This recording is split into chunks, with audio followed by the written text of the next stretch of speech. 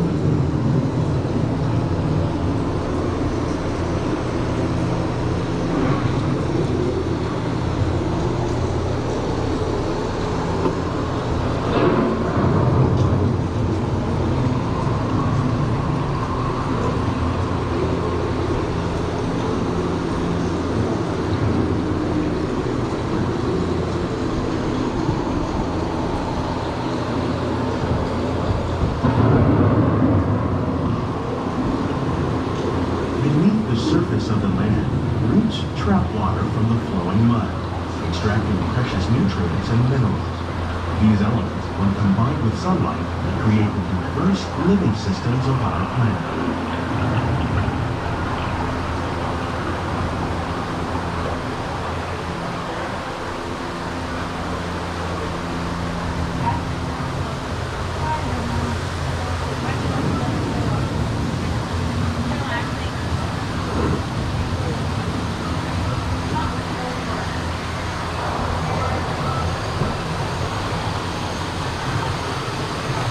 One of those living systems is the rainforest, home to the most amazing concentration of life on our planet. These dense and beautiful forests cover only a tiny portion of the Earth's surface, but they contain more than half of its plant and animal species. Rainforests are also extremely rich in productive living systems, providing us with oxygen, food, medicine, and other elements essential to our lives.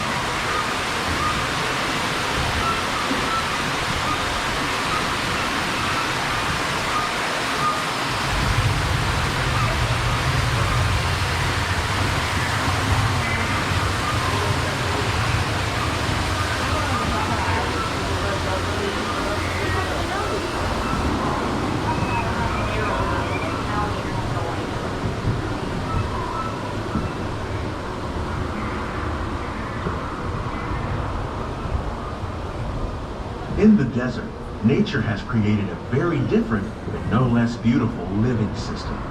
And while this arid landscape may seem lifeless, it is very much alive.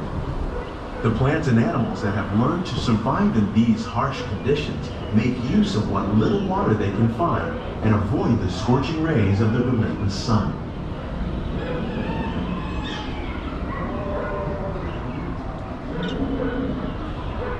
The American prairie once appeared as desolate as the desert, but over time, rainwater and nutrients gradually penetrated the hard surface of this land. Even the hooves of the mighty buffalo helped create the rich soil that would one day become home to the American farm.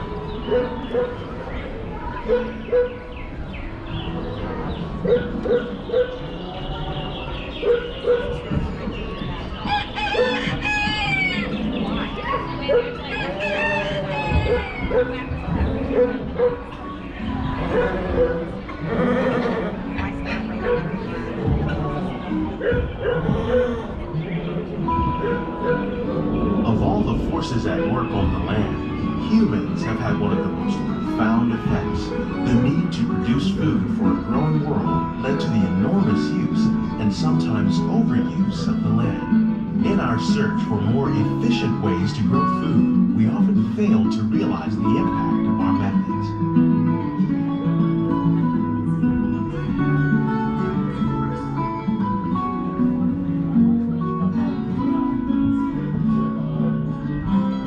Today, we're learning to live with the land, discovering better ways to grow food that will assure both human and environmental well-being.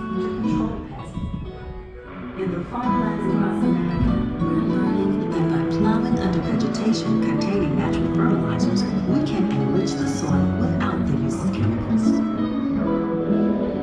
In arid regions, we're learning to produce food on desert seacoasts by developing and planting crops that thrive on salt water.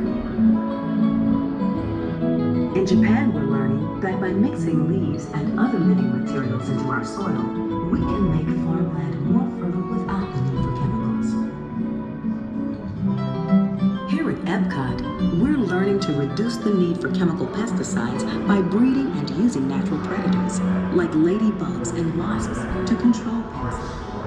In the farmlands,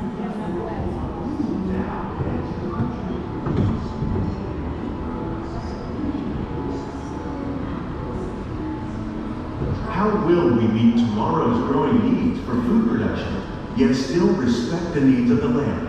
Some of the answers are being discovered just ahead. To help us maintain these carefully controlled ecosystems, and for your safety, please remain seated in your boat at all times.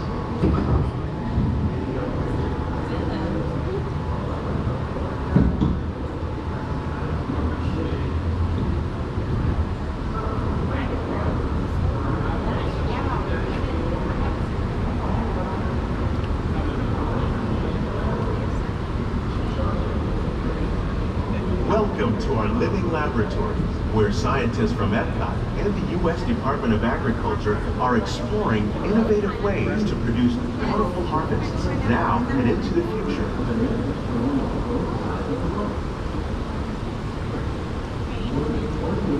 The tropics are home to the greatest diversity of plants on the planet. Many of these, like papaya, bananas, cacao, coffee, and rice, are well known around the world. These are just a few of the edible plants that have been an important source of nutrition for people living in the tropics. Many are rich in vitamins and minerals, while others are well adapted to growing in less than ideal conditions. Some, like the water lily, thrive in wet, swampy areas and waterways. All parts of this plant, even the flower petals, are edible. The starchy root of the plant has long been used to make flour for baking.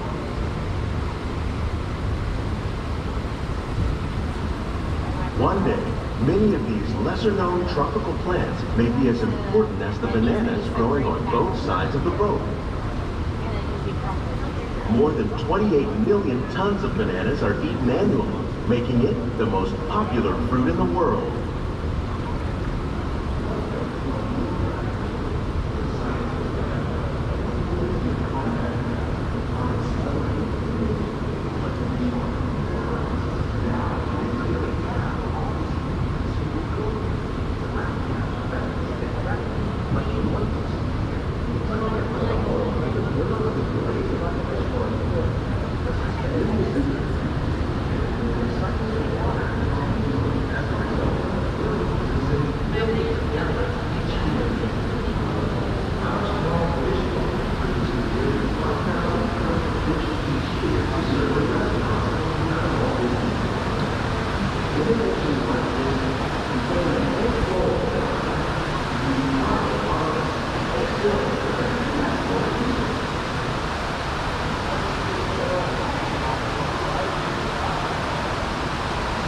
When we mention farming, you probably don't think of fish, but fish farming, or aquaculture, accounts for nearly half of all the seafood consumed globally. Tilapia, bass, and catfish, like the ones you see here, are three of the more popular crops raised by fish farmers. The sustainable system we're using here recycles the water in the tanks. As a result, we're able to save millions of gallons each year. Our small fish farm produces nearly 5,000 pounds of fish each year to serve at restaurants around Walt Disney World. Innovations like this one can play an important role in our efforts to produce bountiful harvests and still protect natural resources.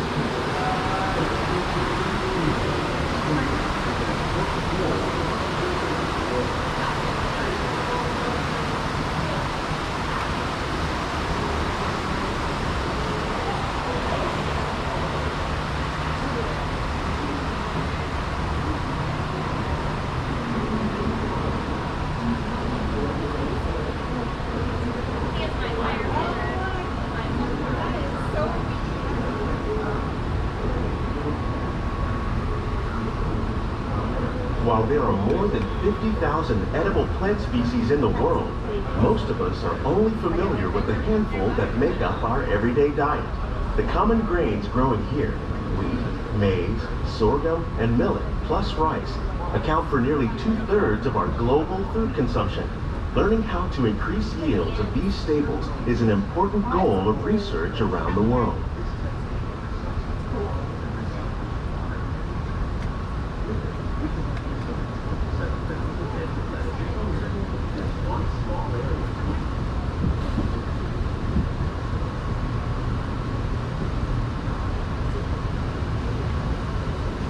These plants are definitely on their way up.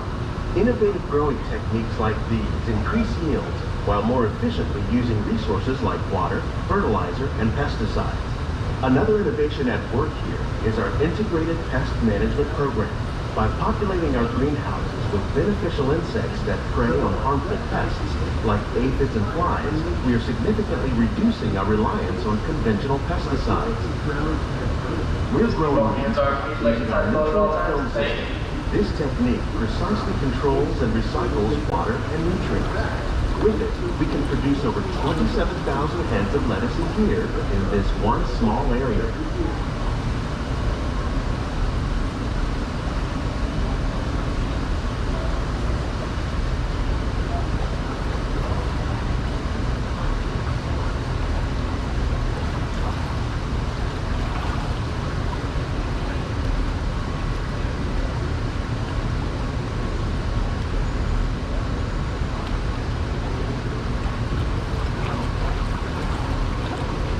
Some of our best ideas have been inspired by nature, like these fruit and vegetable trees.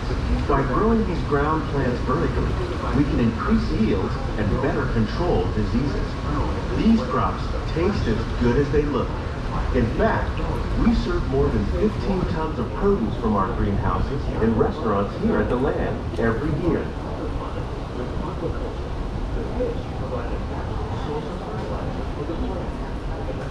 Help keep the water clean for the fish. It's another great way to explore while using less. In our lab, EPCOT scientists are working with the U.S. Department of Agriculture on a number of innovative projects. The goal of these efforts is to produce higher yielding and better quality plants. The future of agriculture may include innovative ideas like this vertical growing system.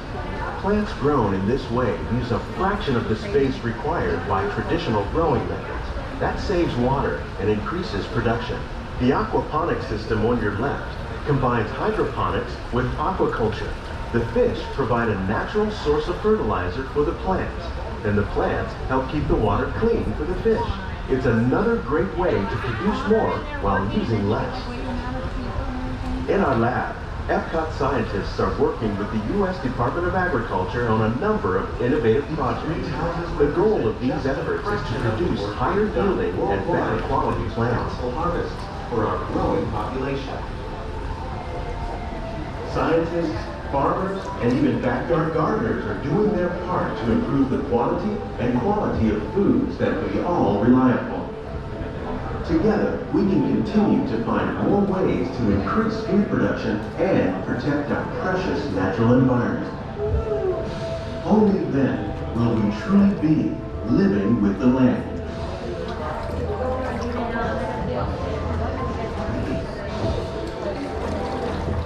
On behalf of Walt Disney World, we hope you've enjoyed this unique journey through our living laboratories. If you'd like a closer look, these greenhouses represent just a fraction of the work being done worldwide to produce bountiful harvests for our growing population. In our laboratory, scientists, farmers, and even backyard gardeners are doing their part to improve the quantity and quality of foods that we all rely upon. Together, we can continue to find more ways to increase food production and protect our precious natural environment. Only then will we truly be living with the land.